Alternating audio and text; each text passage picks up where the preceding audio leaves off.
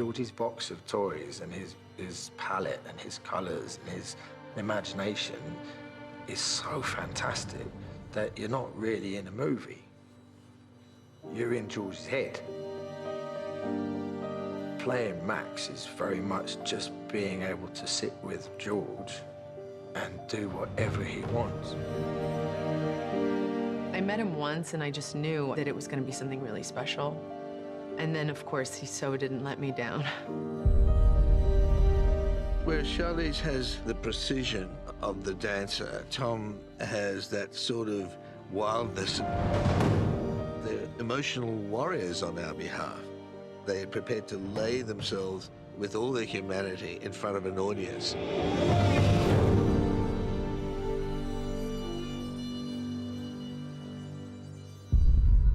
The best thing about Max is that he's not just a quintessential cookie-cutting hero. He's an anti-hero. A man who's got a tremendous amount of trauma and horror in his life, and all he wants to do is go home. But he doesn't have a home. He's searching for something. It was that thing that went the moment Tom walked through the door. I felt that same, whatever that feeling is, that I felt when Mel Gibson first walked in the door 30-odd years ago.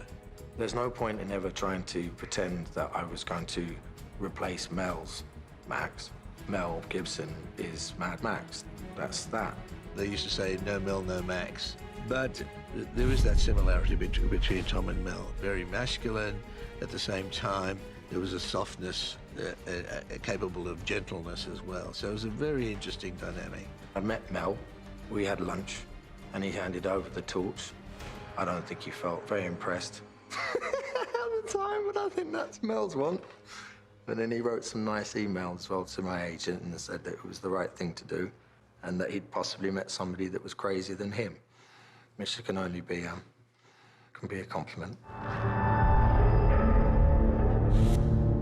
George decided that he was a kind of wolf. Max, he's in a bad way. He's captured and he's no different from a wild animal. Monosyllabic, can't talk, doesn't know his own voice. On escaping his situation and meeting Furiosa, he slowly finds his voice very slowly throughout the piece. When I met with George, I believed him when he said to me, I want to create a female character that can stand next to Max, this very iconic character who's like the ultimate when it comes to this road warrior. I thought that would be interesting to find someone who in another time would be regarded as a great beauty, but in this post-apocalyptic world, she's become a hard-bitten warrior. He was so excited about creating an anti-heroic woman who was really driven by these very, very pure human flaws. The paradox here is a very strong woman, statuesque more than just physically in her persona and her spirit. And at the same time, you recognize the vulnerability. It's not just a mask. The two things are there. This idea that she's kind of saving these women, to me, just didn't feel as interesting as they belong to a man who hurt her incredibly, and she's just had enough. And she's gonna take these women with her, and she's gonna take what matters to him the most. So it really is the ultimate story of revenge.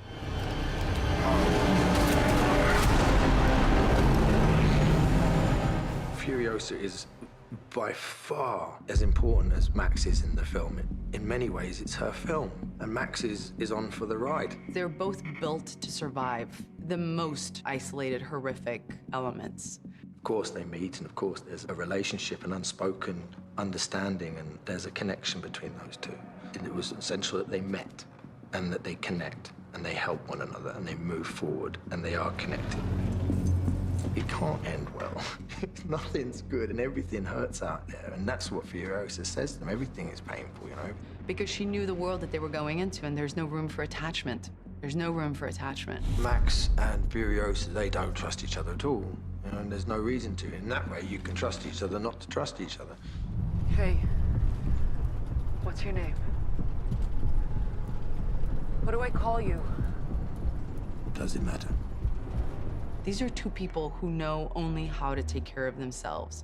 The material allowed for us to kind of go up against each other and also create two characters that didn't, you know, fall for each other or became each other's best friend, or this was so truthful to the world that he set them in that there was no room for anything like that to happen. Trust has to be earned in that environment, and trust is earned by deed and not by talk, and also through necessity, because neither of them wanted to be together, but it was necessity that they had to stay together in order to get away together, in order to part company. So then he'd never see each other ever, ever again, because neither of them wanted them to be anywhere near each other.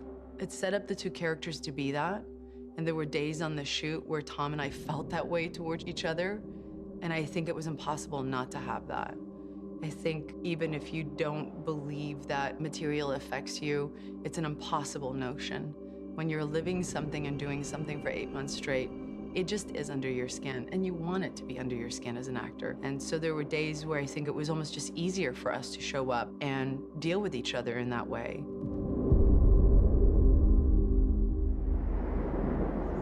We were up against conditions that didn't necessarily make for an easy shoot. There's nothing but desert. Like nothing but desert. The experience of silence. You know, there are no birds chirping. There's nothing happening. It was painfully isolating at times. Painfully isolating. Where we were was like being on the moon. We really were in the middle of nowhere. And then this compound of like very strange, half-naked people with, you know, harpoons and just weird. And then George would be standing in the middle of it all in this leather jacket that he never took off, and a thermal jacket, and a shirt, and his military trousers and his shoes, his, you know, his glasses on his head. Never took this leather jacket off, and it was hundreds of degrees. It was hot. George had more leather on than Max did. You'd expect any normal person to pass out in that jacket. You know what I mean? I was wearing leathers. We were hot, you know? We were very hot. And George will ask you to do things which may seem insane, and they are. And then when you see the movie, having been there, and I see what he meant now, and he was trying to explain in the sand when we were out there, and it was a nightmare. A brilliant nightmare and confusing. But it all makes sense. Perfect sense. All that I needed to do was just be with George and do what George wanted me to do.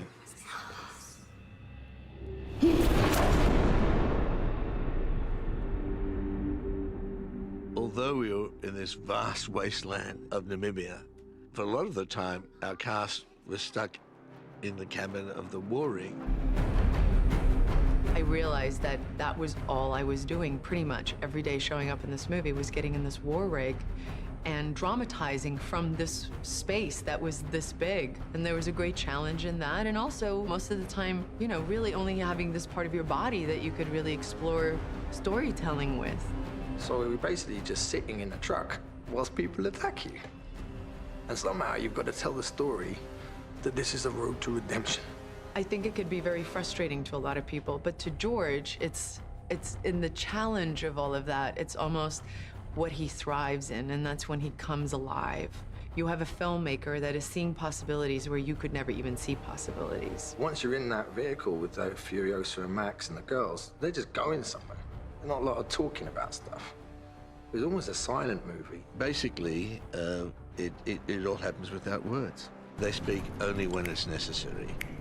Furiosa is very pragmatic with the language. Now pick up what you can and run. Max is very laconic. You can get in. There is no luxury for words, but I think all of us struggled with it in the beginning. You doubt that you can get something across without the use of words. And it's good to sometimes be forced into a direction where you're out of your comfort zone. So you need to have people around you that can show you a weight and depth and a breadth of emotion and understanding and change with very little dialogue. And that's why casting was absolutely key, you know, and Charlize, she nails it, as she always does, you know?